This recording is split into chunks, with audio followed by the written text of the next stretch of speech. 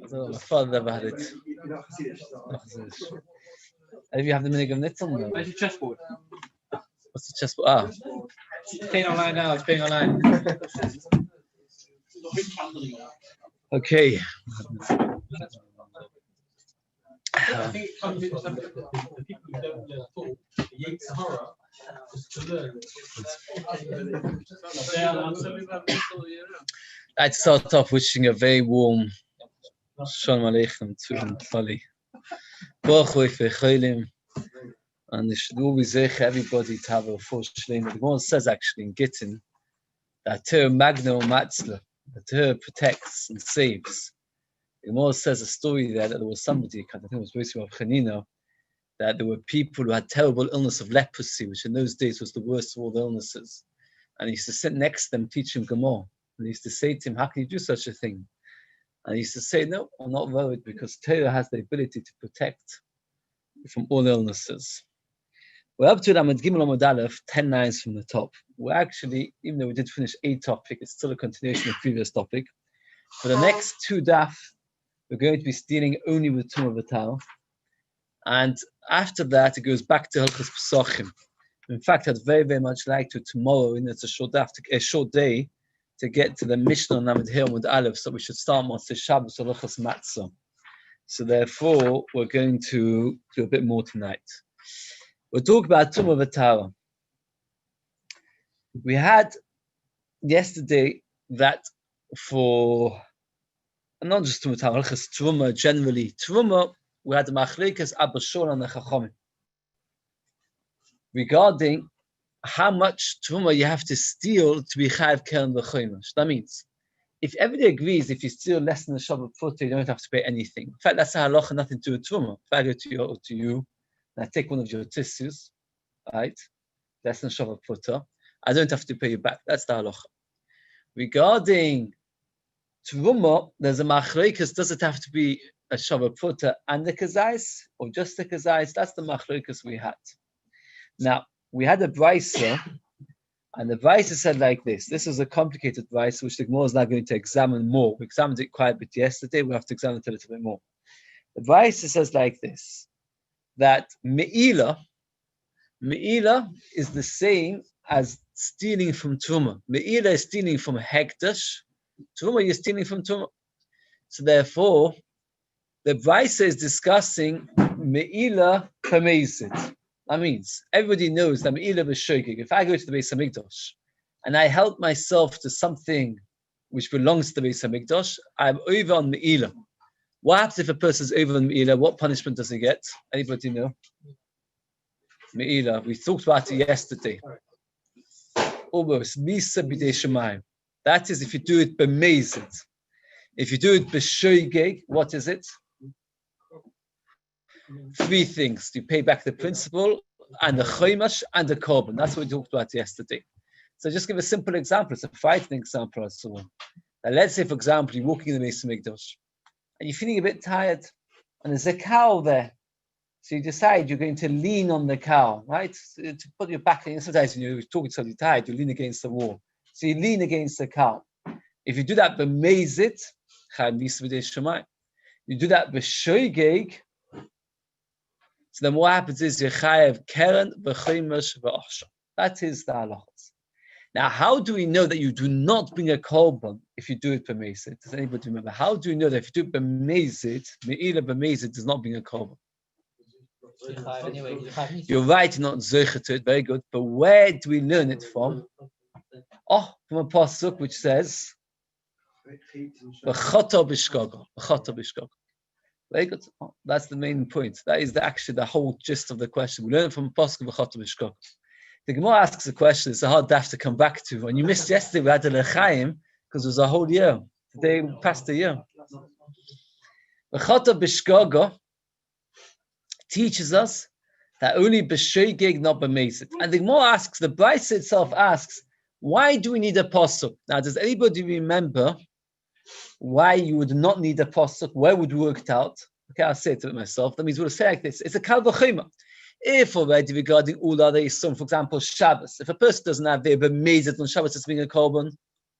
No, b'mezid not. And Me'ila is more lenient. In what way is Me'ila more lenient? Because Me'ila is only Misa b'dei Shemaim, not Koros b'dei Shemaim. Therefore, if by Mezid on Shabbos you're doing a korban, Kavachim, and by Me'ila you're doing a korban, that's the most Kavachim. And then the Gemara says, but it's not true, because by Me'ila you have Misa. And the Gemara says, we don't understand that, because you just said a second ago that Me'ila is more kulantik because it's Misa b'dei Shemaim. That was the question we had yesterday. I'll say it once more, but very briefly. We know from the pasuk of V'chata B'shkoga that if a person does Me'ila b'mezid, he does not need to bring a korban. The Gemara asks, why do you need the pasuk? I can work it out logically. How can I work it out logically? Let's work it out from Shabbos. Shabbos is more chomo in the sense that Shabbos is chayav kots. Me'ila is only misa v'dei shemayim. And we see that on Shabbos, if you do it b'mezid, you don't need to bring a korban. Me'ila, which is more lenient, it's only misa v'dei shemayim, of course you need to bring a korban.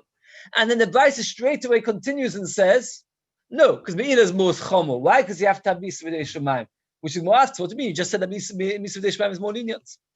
Anybody remember, this is very important, when you're in the Shai should discuss it. What are the main differences between Koros and Misa V'dei Shemayim? 10 years. Right, Misa V'dei Shemayim is from the age of 50. Koros is from the age of 60. Misa V'dei Shemayim, you lose your money and your life, a person's life. And Koros is no financial loss, but Koros is the family as well. Koros goes on to children and grandchildren, etc. So therefore, which one of Ma'is is more chomo? Koros is more chomo. Very good. So the Gemara now says like this. We're up to Lamed Gimel Lamed Aleph, 12 lines from the top. Ma, B'vei de Ravna Oma. Ma, the son of Ravna said, Hochi Koma, look, Im Omas B'sham Mitzvah Shlios Ben Sheniskaven Kemiskaven Sheniskaven Nachtech Esat Tolo Shechotach Esat Mechuba Shepot Tema B'Meila Sheniskaven Nischam Megizeh Chulit Nischam Megizeh Oila Shemoa. There's a chumah me'ila which doesn't exist anywhere else. What's the chumah by me'ila? Let's say you're going in the Beis HaMikdash and you see on the floor of the Beis HaMikdash a fleece, and you think that this fleece is chulin. So you put it on your hands, cold wintry day. So you put the fleece on your hands, and afterwards you realize, oh, what did I do? It belongs to a korban oila. So what's the halacha? That you're chayiv in me'ila. And we're changing the words of the Brisa. We said in the Brisa that what's more chomo by me'ila is that what? That is chayv misa v'dei shemayim. The Gemara retracts. That's not bichlal what's more chomo. What's more chomo by me'ila is what? What's the chomo by me'ila? That dover shenim miskavan is as chomo as dover shenim miskavan. Now, on Shabbos we know that dover shenim miskavan is potter. Does anybody know where's the drasha that dover shenim miskavan is potter on Shabbos? Where do we know it from? That's the halacha. That's where do we dash it from the Torah? Yeah, even more. Meleches machshavas is also Torah. That when it talks about the Mishkan, it talks about meleches machshavas, and Shabbos is then from the Mishkan. It has to be meleches machshavas. So only meleches machshavas also Torah. By Me'ila we don't dash because it doesn't say meleches machshavas. Rashi asks the question, what about let's say chaylev adam? And Rashi says because there it says the lashon of the pasuk is that. Let's just see the lashon of the pasuk. B'choto. It says ashechoto bo. That you did an aveya in it. That you have to have kavanah to do that aveya. So, for example, if you intend to eat kosher meat and you eat treifa meat, you are not chayav according to this a chatos, and therefore that Be'ila has got one chumrah over all other averos is that dover shenim miskaven kemiskaven b'Me'ila. So now going back to the lashon of the Brisa, it's a complicated Brisa, but just let's see if we get it clear. The Brisa is like this: V'choto b'shgogo Me'ila, you only have a korban if you do it by mistake. If you do it on purpose, you're pot from a korban. Why do we need a pasuk? Let's learn to kavachim from Shabbos. Shabbos, which is more chomo. In what way is Shabbos more chomo than Me'ila? Chorus, very good. Me'ila is only misa v'dei shemayim. And even so, we see by Shabbos on B'mezid, you don't bring a korban. Kavachim by Me'ila, you don't bring a korban. Says the Brisa, it's not true. Me'ila has a chumrah. Now, originally we said the Me'ila of chumrah is that it's got misa v'dei shemayim. On that, the Gemara said, how can you say such a thing? You just said a second, misa v'dei shemayim is a kula. The Gemara answers the chumrah meila is not misa b'dei man. Change the price. The chumrah meila is what? The dosh was covered, can be covered. Very good. Oh, says the Gemara another explanation what the chumrah meila can be. Rav Nachman by Yitzchak Kama Achi Kama. Look, Imam Mitzvah Mitzvah came to Mitzvah Ben Shemis Asik Kemis Asik. We're going to go a slightly more complicated difference. Before we talk about Dover Shin Miskaven, Dover Shin Miskaven is that I wanted to warm myself up with a fleece. But intention was to use one which is chulin, and I ended up using one which is a carbon oil. So what I wanted to do is I wanted to warm myself up. But in the end of the day, I got the wrong item. Here we're going to, Rashi explains that Rav Nachman by Yitzchak disagrees. And Rav Nachman by Yitzchak holds that what? That in such a case, one is chayav by all averos. Why? Because at the end of the day, you were intending to do it only with the wrong thing. That means if I intend to do something, but I end up with the wrong item, that's not called Dover Shin Miskaven. That's still a chayav. Even Gabi Shabbos, Gabi everything. Over here, we're discussing even a more complicated case. What you're trying to do is like this. Imagine you put your hand into a bowl of the Beis HaMikdash because you want to take out of it a loaf of bread. And you didn't realize that the bowl had inside it oil, which was meant to be put on the Mizbeach. Now, all the days, putting oil on your hand is a bit like nowadays with soap. And every day over here is makbid every 10 seconds to wash their hands. So therefore, this person's thrilled. He was trying to get out a loaf of bread. And by mistake, what happened was, he got oil on his hands. Now, is that worse or better than trying to heat yourself up with a fleece of chulin and ending up with a fleece of kachim? What would you say? Is that worse or better? Is that more likely to be punished or less likely to be punished? Again, you got two cases. Let's see logically. Let's try the case. You got two cases. One, a person's trying to warm himself up with a fleece. He by mistake used one of kachim, not of chulin. The second case is not trying to do anything. He's trying to get a loaf of bread. And by mistake, he didn't know that there was oil in the bowl. And by putting his hand in the bowl, his hand now became full of oil, which is a benefit that now his hand's been anointed. Yes. So you're not reducing the amount of fleece that's there. Does not make a difference? We're not discussing now the returning. We're talking about intention. I'm talking about intention. Both are mistakes. You're saying they're equal. Very good. Oil is much better. Why is oil better? No, in the fleece you wanted to warm up your hands, but you just did it with the wrong thing. It's like putting a table where you know what you're doing, you're just not sure. Here, you never even knew there was a drop of oil in there.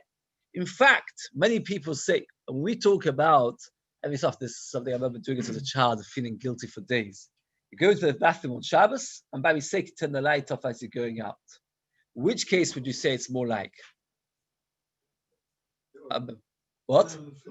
Oh, very good. The oil. Why? And I say to you, why? No, that's something else. No. Oh, you're not thinking. You're not thinking about turning the light on or off. You're not intending to. It's an automatic reflex that as you walk out of the room, you turn it on. You don't. Somebody say to you, "You thinking now? I want to turn the light off." No, it's like a reflex. So therefore, it's not considered. It's more quality, and there everybody agrees that you're not chayav achatos. So if chas v'shalom, when your children does it, by mistake turns the light on or off, he's not chayav achatos. Don't tell him to write down a chatos. When does a person chayav to bring a chatos? Look, that's the problem. That's worse in the way it's thinking. No, when is a person chayav achatos when he intends to do the light, he forgets that it's a Shabbos. Or he thinks that turning a light on Shabbos is mutter. So the difference between Nachman by Yitzchak and Ma'abei de Ravno, they both agree there's a chumrah in Me'ila over other malachas. Ma'abei de Ravno holds the chumrah is what? The chumrah is legabe when you make a mistake. That means you're intending to do it, you just use the wrong item. Nachman Yitzchak says in such a case, everybody agrees in all cases to be chayv. The chumrah me'ila is in a more complicated case where you're not even trying to get your hands full of oil. You're trying to get a piece of bread out of the bowl.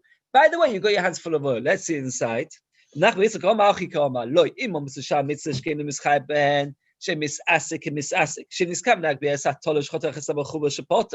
Rashi explains what happens is you drop your knife on Shabbos. Imagine you drop your knife on Shabbos, walking through your garden, you drop your knife. As you take your knife up, you by mistake cut off a piece of celery or something. So there, you weren't intending at all to cut. It's not like you were intending to cut a plant, thinking that the plant is already uprooted and you cut up the wrong plant. You weren't intending to cut a plant altogether. You were intending to pick up a knife. You want to take out an item from a bowl. So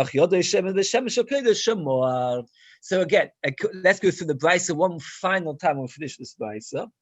The brisa says like this: that that by meila, if you do not very amazing, you're doing a korban.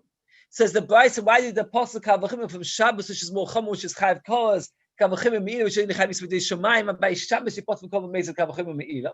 Says the brisa is not true meila as a chumah. Originally we thought the brisa is the chumah meila is it's misvudei shemaim, and which we asked it's not true. Misvudei shemaim is a kula.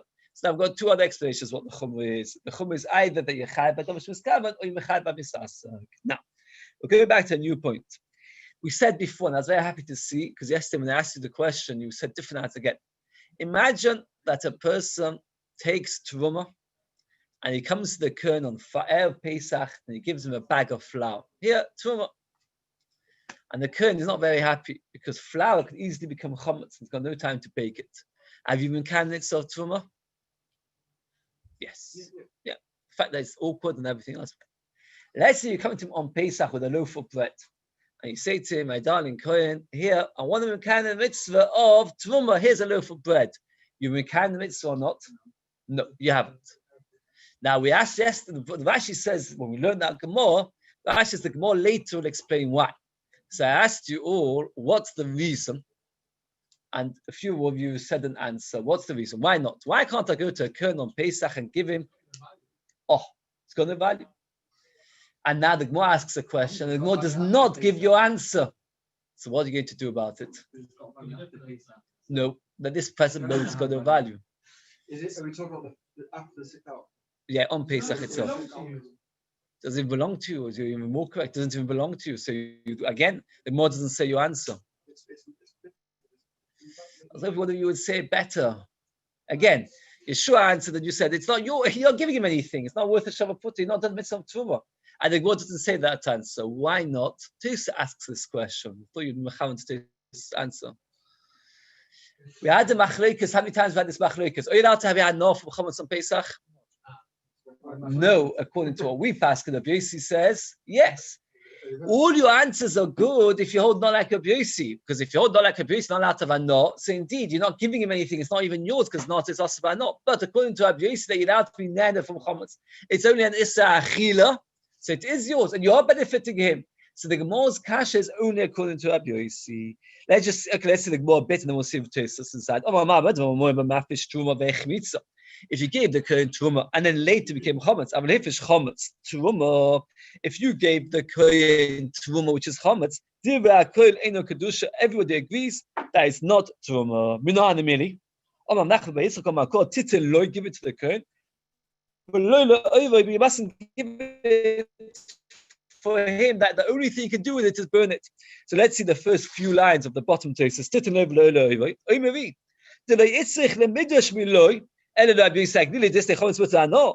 Only according to Bisagli that says it's mutar b'no. The lahaloch tanoi because other tanoim does chos b'no. Nafkom v'nosan lekenes hakodesh tov oelis hakodesh u'titin lechudei. Shenitin admitted the shori b'no l'cholapoches the shayche bei nesina. You can't. It's not called nesina if you're giving something which is worthless. That's not giving. So again, according to Bisagli that says that titin loi there's God mutar b'no. We have a special drasha. What's the drasha? That you have to give it to the kohen. If I give the Kohen something, which the only way he can benefit from it is by burning it, I have not been mekayim the mitzvah of truma. That doesn't work. So if you give a Kohen something, the only thing you can do with it is burn it, you have not been mekayim the mitzvah of truma. Says the Gemara, if you've got 2 piles of produce, one which is tomei, one which is torah, and you give the Kohen truma from the tomei pile on behalf of the torah pile, that's no good. If you did it, it works. Why does it work?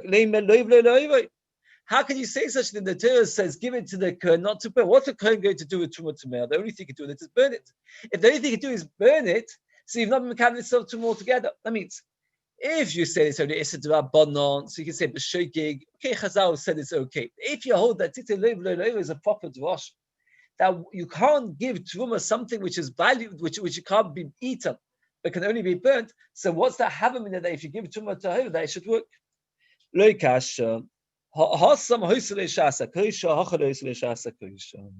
There we're talking about where it had a shasa koisha, and here we're talking about we didn't have a shasa koisha. Meaning, there we're talking about where the truma at one stage was tahor. So therefore, there was a possibility for the kohen to be able to eat it.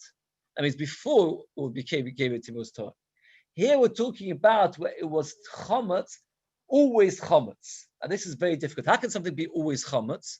Meaning, before the mitzvah of truma came along, the mitzvah of chametz, it became a chametz. This is quite complicated. The mitzvah of truma is from the time of harvesting, or miruach. When did it become a chametz?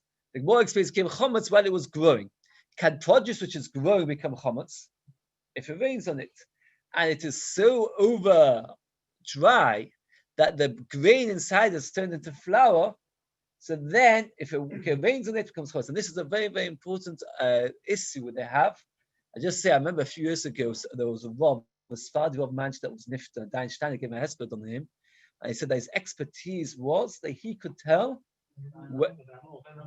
was that more, how many years ago was a nifta? Yeah, that's right. Dayan Steiner said that what his expertise was, that he was able to tell when the produce was, you can't harvest it too early, and you can't harvest it too late. If you harvest it too late, and then it rains, and in England it rains all the time, then what happens is it can come chametz. It is also no good. I'll just say very, very briefly, I saw this story, and somebody actually showed me the clip. It's an amazing story that in Gaza, the terrorists made the whole plan to come out of a tunnel, and they expected there should be loads of produce there, and they were discovered instantly, and they said to them, what were you thinking? You came out, about 10 of them. You actually see it on the clip. And they said because there was a lot of grain, and we didn't realize. And why was it harvested? It was harvested a bit earlier. No, I heard the way I heard it. You can check. What? No, I had no because of shmita, because it was because it was for matzah, and since it was for matzah, somebody had come and said that it reached the right ripening, and a bit later, that's a very big problem. So if you've got truma that which is chametz always, then you can't give it to the kohen. Says the Gemara, only if it came chametz while it was still growing. So he said to me, is that true? That if you give a kohen chametz when it was already harvested, is that kaddish? He said yes. Now, he was skeptical, this Amor. Who was it? I remember, I forgot it. It was of Nachman Bar Yitzchak who said this answer, and of Hunabrid Ravisha was skeptical. So if you want to strengthen your words, what you do is you say, and so I heard from Talmidei Chachamim. But to paraphrase, use the posuk in Daniel, which is not talking about Talmidei Chachamim, it's talking about Malachim. But since Talmidei Chachamim were compared to Malachim, in fact, Mr. Sashem writes that every Yid is greater than a Malach. Did you know that? Every Yid is greater than a Malach. So therefore, he paraphrased the words of a posuk in Daniel, which is about Malachim. So he said, Amar Le'en, B'gzeiras with the decree, even is malachim. Does anybody know why even are called Tamir? We said it many times. Even Kaddish. Why are malachim called even? Even Kaddish, holy even. Even because the word air to be awake. Malachim are awake 24/7. We can't do that. We need to sleep regularly. So those who are constantly awake, it's interesting to think about the fact we can't even picture somebody that is on full alert all the time. It's something which is beyond our imagination. Malachim have that. So B'gzeiras Irin, in the decree of Irin, Piskama, the words, Ubemama Kadishin, again it's Malachim, She'olta is this question. That means all he was trying to say is a very flowery way of saying, yes, that is the halacha. Again, what's the halacha? If I give a kohen chametz, when it was chametz as truma, when it was chametz when it was growing, I have not been mekadosh it. If I give him chametz, which was only after it was harvested, there was a time when it was not chametz, it's okay. Keep on the page.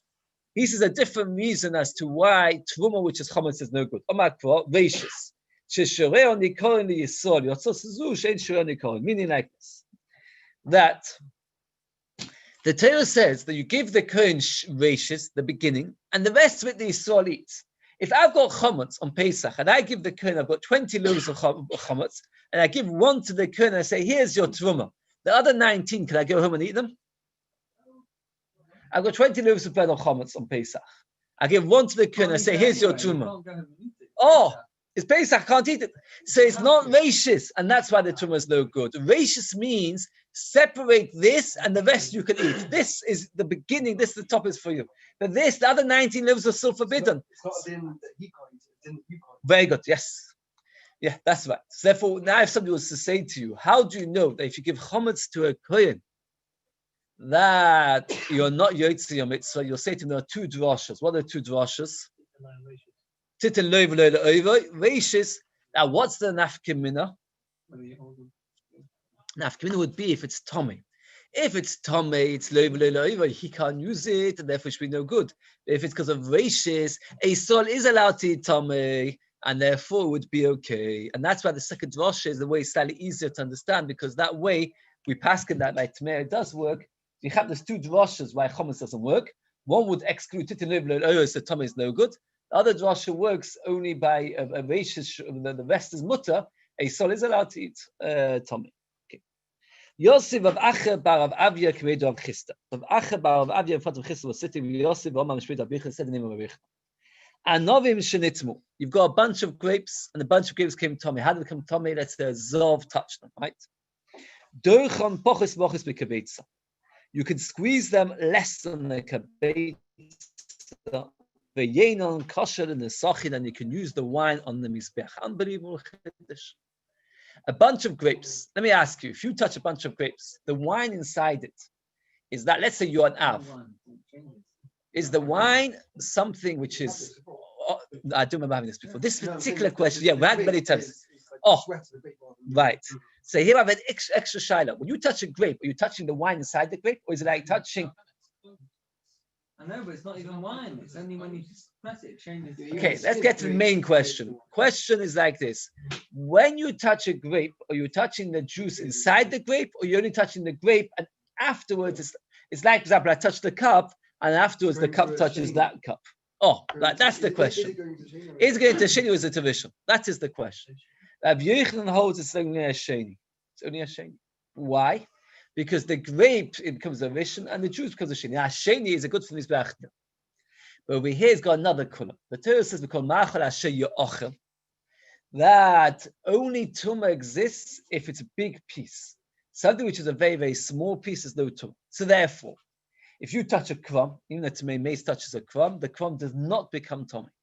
There's a very big machlik Sheni Rashi and Tosfos. Everybody agrees that tumah cannot spread if it's very small. There's a question if tumah can be caught, can be attracted if it's very small. That's machlik Rashi and Tosfos. But let's leave that question because here we're talking about spreading the tumah.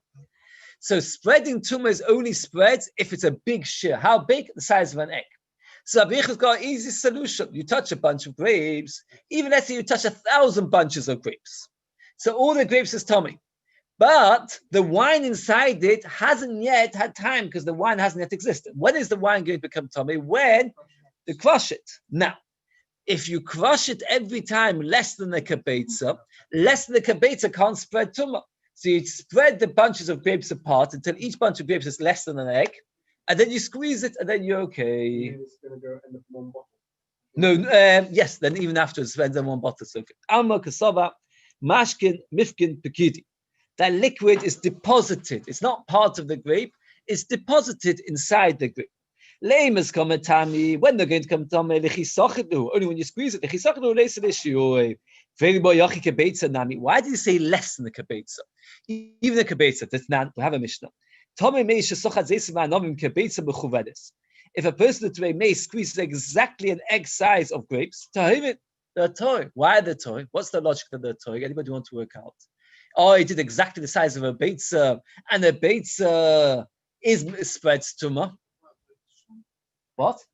Oh, very good. If you've got a bunch of grapes, which is a kabetza, and you squeeze out, you're not going to get a kabetza of grapes, of juice. It's going to be less.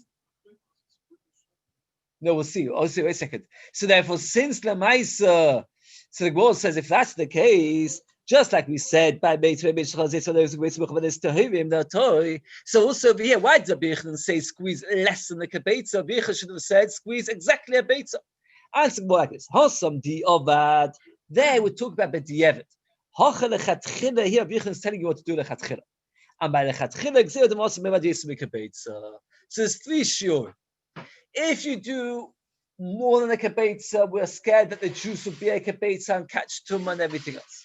If you do exactly a kibetza, then b'diavad it's okay, but lechatchila we're not very keen. Why we're not very keen if you do lechatchila? Because you might do a bit more than a kibetza. Less than a kibetza, even lechatchila you're allowed to go. So less than a kibetza of grapes you're allowed to squeeze. In fact, there's a rash in Tahad house that the people who really like from OCD, they would, whenever they would make themselves wine, they would always squeeze small amounts. And then afterwards, as you say, add it to a bottle, because in that way they knew that no tumah could come. Man says loch, who's going to listen to you? That is of Acher, who's going to listen to your Rebbe? He didn't agree. Where did the tumah go? When you touch the grapes, the wine became tumah. The liquid is not deposited, but it's part of the grape. It's inside the grape. When you touch a grape, you're touching the grape, you're touching the wine. So therefore, if you touch a bunch of grapes, the grapes and the wine have become tumah instantly. And it doesn't make a difference if you squeeze it later, because it's already become tumah. Now, what's the question which you have straight away? Actually, I must have had this question straight away. It's been disturbed, and after he's like, "Well, asked it straight away." We just had the Mishnah. The Mishnah says it's maize that squeeze grapes. It's okay. How can he say such a thing? We just had the Mishnah. It says, "Well, do you know how the liquid is deposited? What's not the Mishnah we just learned? To maize shesochat zeisim va'anovi mechuvenes kebeitzah tahirin. If you say it's deposited, that's why it's toy. Why is it toy? Let's get it clear again. Imagine this is a bunch of grapes. It's exactly the size of a kibetza. I'm a tmei mace. I just touch a dead body. I squeeze it. Now, when does it become tummy? When does the wine have a chance to become tummy? Only once it comes out. By the time it comes out, as you pointed out, there's no longer a kibetza here. So if it's okay. If you hold that the grapes themselves is the wine, it's just like, imagine you take wine and you put it in the freezer, and then you've got a cube of wine. That's obviously, if you touch that cube of wine, you've touched the wine itself. If you hold that the grape is just a cube of wine, why the toy? How can you say such a thing? We have a principle, we only said it a few thousand times, that what? That for something to become tomei, it has to once become wet. And we're talking about grapes that never became wet. So when are they going to become wet? Once you start squeezing. Once you start squeezing, the liquid will then smear around the grapes. And what? Okay, about some of the areas. And then it will become tomei. But by then, it's no longer a kibetza. By the time you squeeze it and the liquid goes onto the grapes, it's no longer a kibetza. If it's no longer a kibetza, it will not become tummy. So get all the when other becomes it's partial. It's no longer a shiur kibetza. What's this comparable? We'll go back to a previous Raisa. The previous Raisa, we had the machlokes regarding chometz on Pesach, whether you can give it to the kohen, and the machlokes is it okay or not? And he said, just like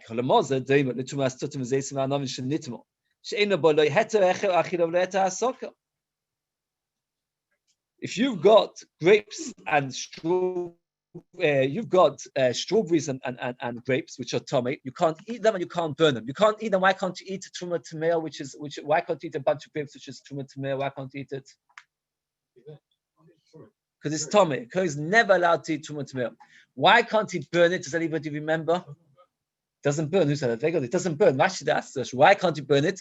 If it would be oil, you could use it for firewood. But Rashi says grapes, by the time you get it to produce heat, you'll find that you'll be burning more wood to get the grapes on fire than producing heat. So therefore, it doesn't help for the smell. We said the smell is no good because of chashash takala. So for grapes, you've got no pleasure. So therefore, just like you buy grapes, it's no good. Also buy chobetz. I don't understand you. You've got a heta achila. Why did you say if you give a kohen a bunch of grapes, which is tomei, you've given him nothing? He can't eat it because it's tomei. He can't burn it because it's not useless. It's useless as firewood. He's got a very good thing to do with them. According to Rabbi Yehuda, what can he do with them? Squeeze them, escalates at a time.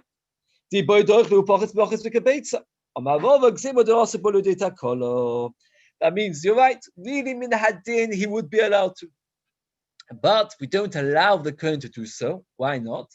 Because we're scared that if we tell a Kohen, keep the grapes and squeeze them bit by bit, he might come to eat them, which is a chi of misa, eating too much tomato.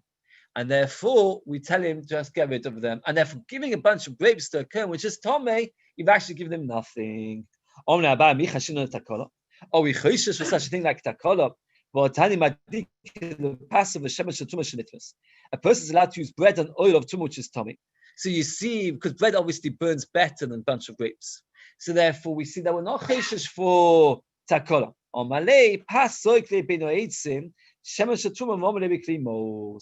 We're talking about where you've done something to them that they are no longer attractive to be able to be eaten. That's you throw them in a dirty bowl, or you put them amongst your firewood. So nobody's going to eat it. Since nobody's going to eat it, there's no chashash eating. So therefore, you're allowed to use this fire. Now, shaking a bunch of grapes, you can't squeeze them bit by bit because we're choshev come to eat them. Fake Rashi, why didn't you put a bunch of grapes in a dirty bowl? Then you won't come to eat them. And in that way, you should be allowed to squeeze them. Rashi gives a very technical answer. Anybody want to suggest what the answer would be? That if it's a very dirty bowl, you won't want to squeeze them.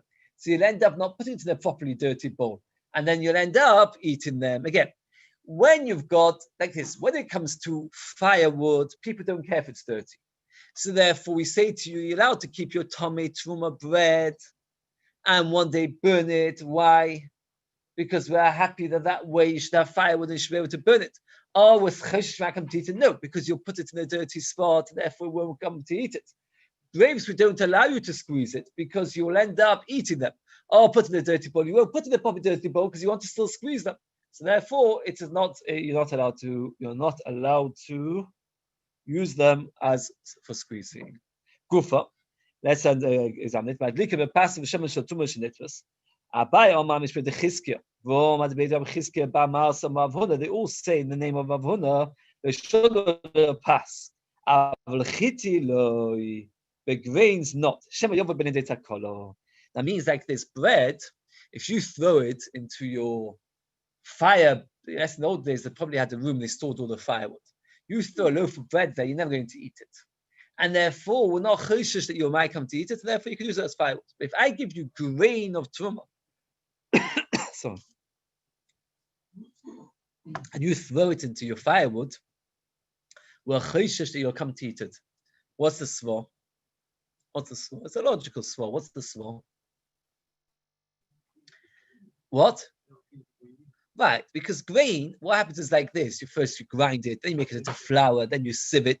So therefore, the fact that, for example, if I was to tell you that I've got some grain for you, but it's being put in a dirty room, you may still come to use it. Bread, if I say to you, I've stored some bread for you, not in a plastic bag like I have nowadays, but it's been in a moldy cellar for a few days, would you eat it? No. But grain in the moldy cellar, you might still come to use it. Even grain, you're allowed to use as fire. Let's be choishes, you'll come to eat it. Top of the page. We're talking about the grain has been cooked heavily. It means it's been soaked and made into soft mush. And therefore it's become despicable. Molds.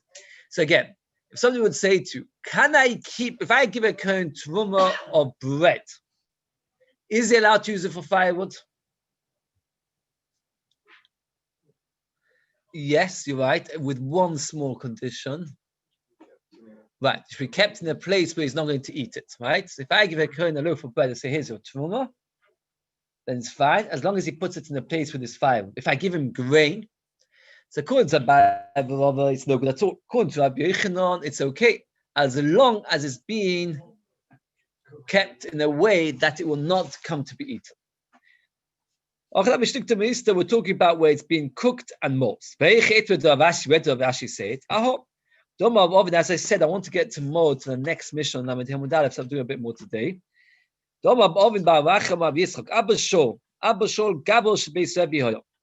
He was the one that kneaded the dough for Beis Rebbe. Now, for some reason, I don't know, I'm not a baker. They used to use hot water for the baking process. Do you do that nowadays? Did you know? Do you use hot water? I think you use cold water, warm water. Oh, for the yeast, it's good to have hot water. So he wanted hot water. Now, was Rebbe a Kohen? Does anybody know? Yehuda Nasi, was he a Kohen? No, how do they was it a Kohen? Even better. Oh, he was Ben Achaben from David HaMelech. He was descended from David HaMelech. David HaMelech wasn't a Kohen. David HaMelech was Shem Yehuda. So he wasn't a Kohen. So what do we care about Tumah V'Tahar here? Why do we care about Tumah V'Tahar? Who cares? Oh, Rebbe was makpid to eat everything but tahar. Rebbe was makpid to eat everything but tahar. Can you imagine? Imagine living such a life. Everything but tahar. I once read the Chaim Vital said about the Arizal that he was also makpid on Tumah V'Tahar. How exactly did it? I don't know, but the Arizal. It seems that he has extra ashpon. What? As his own mikvah. It was very cold, though. So what happened was he was the kneader. He wasn't the baker, he was the kneader. They would heat up the hot water. Can you imagine such a thing? To heat up the water, they would take grain, which was truma tamea, burn it to heat up the water to bake Torah bread. Somebody's going to eat this grain which is Tomei. We're talking about where it is already most and it was already most and despicable, and therefore it's not going to happen. Teresa says, interesting Teresa, top of Daf Lam, they should be aware that you are only if the Kohen got it when it was already most. Because if the Kohen got it before it was most, we're still a chayshash that in the process of the amount of time it takes to make it most, he might come to eat it. So only if he got it ready most, then it's okay. Okay. Says that. The problem is that where did Rebbe get truma from? Where did Rebbe get truma from? Rebbe wasn't a Kohen. So how did he get, he was using old dirty grain of truma to heat up the water to bake his bread, but how? So Rashi says that Rebbe used to buy it from Kohanim that had nothing to do with it because it had nothing to do with it to buy it cheap. Teresa says that what happened was Rebbe had the whole yeshiva, and in the yeshiva there were Kohanim that would also learn, and he would bake bread for them, and it was only used for Kohanim. He said he saw shouldn't be using Kohanim. Okay, let's go back. They learned Maseches Trumas by Rabba. Abai and Chananya learned Trumas by Rabba. Pogabu Rava Bar Masna. Rava Masna met them. Omalu Maya Misu Betrumas. You get to Choshbei Medrash. Rabba, what did you learn in Halachas Trumas? What new idea can you tell me into it? Sometimes you can't find out. What did the Rav say this to Rasha? So what did they say in Halachas Trumas? So they said Omulei Umay Kasheloch. What do you have shver? You ask us a question on Trumas, and we'll answer it to you. Omalu Tanam. We learned to Mishnah like this. Shirei Truma Yishanitmu V'Shoslan. You've got truma, which is tummy. Now, there are two kinds of seeds. I don't know the good English translation. There are some seeds, like onions. When you plant them in the ground, you can actually eat the onion at the later stage. I don't know, is that always true by bulbs? You can eat the vegetable which you plant. It's loy color zar, that the seed itself does not get consumed. There's other things like, say, for example, carrot seeds. You put the carrot seed in the ground, you can't eat the carrot seed. It goes, it dissolves, it rots, and out of it goes a plant.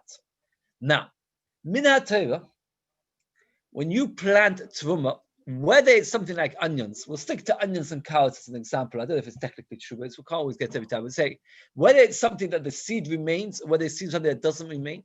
If you plant truma, are you allowed to eat that which grows? Let's say Yisrael. Let's say a Kohen has truma, and he plants it in the ground, an onion in the ground. Am I allowed to eat the onions that grow? It's staying there. Probably not. Oh, but I asked Minatera. Minatera, you're allowed to. Why? Once you put something in the ground, it loses its kedusha. Midrabanon, they forbade it. Why did they forbid it? Because you've got people who are very miserly, Rashi says, very miserly. And they think to themselves, why should I give the Kohen truma? I've got a much better way of doing it. What will I do? That's right. Instead of giving the Kohen truma and losing 2%, I plant it. It's a loophole. So with Rabbanon, they said that not only is the plant in the ground tumah, but everything that grows is tumah, which means that Yisrael will end up with a major loss because he's cultivated, he worked with it. At the end of the year, what's he got? A produce of tumah. You see, we're on the side of the kedim. Good job, got a lot of kedim here. Otherwise, you sort of get targeted right. But now, this halacha, that which grows is tumah d'Rabbanan. We're going to discuss now by onions. That's definitely true because, as we said, onions it's the same. Question is, what about something that grew? Now let's read this Mishnah again. We said we learned Shirei Tumas, plants of Tumas, Shenitmu. So you got a double problem: A, the Tumah; B, the tummy. The Shoslam, so you planted them. Tahirim and the tummy, they're no longer tummy. Why? Why are they no longer tummy? What? Very good. Same rule. When they go in the ground, they've lost the Tumah. You're not allowed to eat them. Wait a second, that doesn't work. If you say that putting it in the ground loses the status of tumah because it's as if it's cancelled, as if it's mevatel, as if you took it away, so therefore that's why it's not very good, so you should be allowed to eat it. And if it's not got that halacha, so why you're not allowed to eat it? It's a contradiction. On one way, Gabi tumah, we say that it's not tumah. Regarding tumah, we say it is tumah. Why not allowed to eat it? So these were the two Amorim, Abaya and Chananya, that learned by Rabbah. So they said to him like this: it is also for Yisrael, meaning like this, that you're right, as Yeshua said correctly. When you plant something, it's lost its status. It's not Tomei, it's not Truma. And therefore, there's really should be mutter for Yisrael and mutter for anybody. But regarding Tumah v'Tara, Takar lost it. But regarding Yisrael, don't want Yisrael to kag and to save, and therefore we say Yisrael is not allowed to eat it. Says well, Michael. So what's the chiddush gedulei tumah? Tanina, we know that gedulei tumah. If you're saying we're talking about a growth of a growth, that means you planted an onion of tumah, and out of it grew, and then you planted that which grew, and you grew that again. And we're talking about something which the seed never got finished.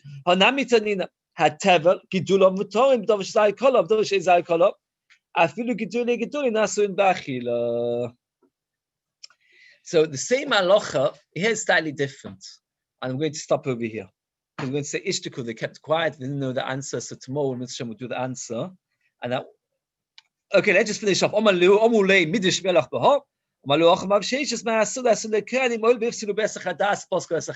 explain two Yesodis and we're stopping.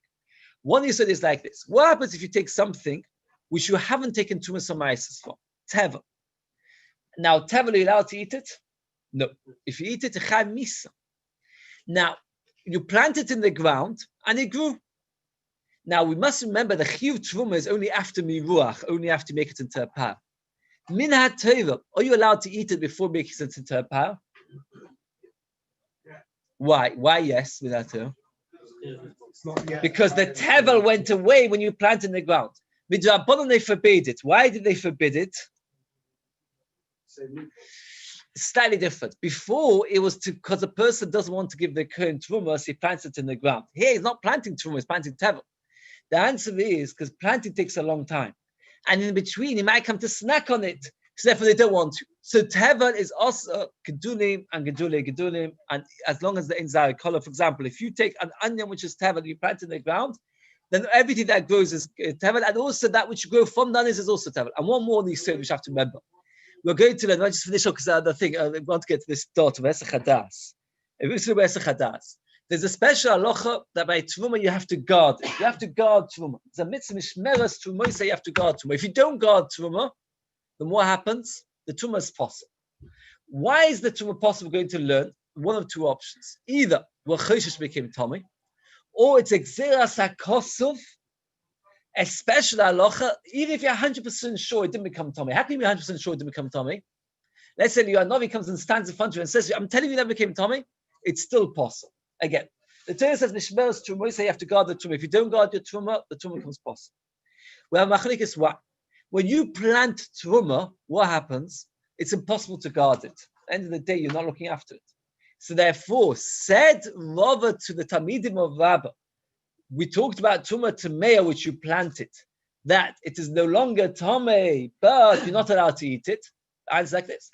it's no longer Tomei because you planted it, so it's lost all its status. It's back in the ground. It's gone back to square one. It's like gone back to its foundation, and therefore it's not Tomei. But you can't eat it. Why can't you eat it? Because it's Hesach Hadas. And there's a special halacha that Truma by Hesach Hadas is no good. So tomorrow we're going to learn a little bit about Hesach Hadas of Truma. I'd very much like to, you should manage to get to the Mishnah with Hamud Aleph, and the Mitzvah Shem Motzei Shabbos will be starting the halachas of eating matzah on Pesach. Tomorrow we have more time. Tomorrow's 5 to 9. Tomorrow's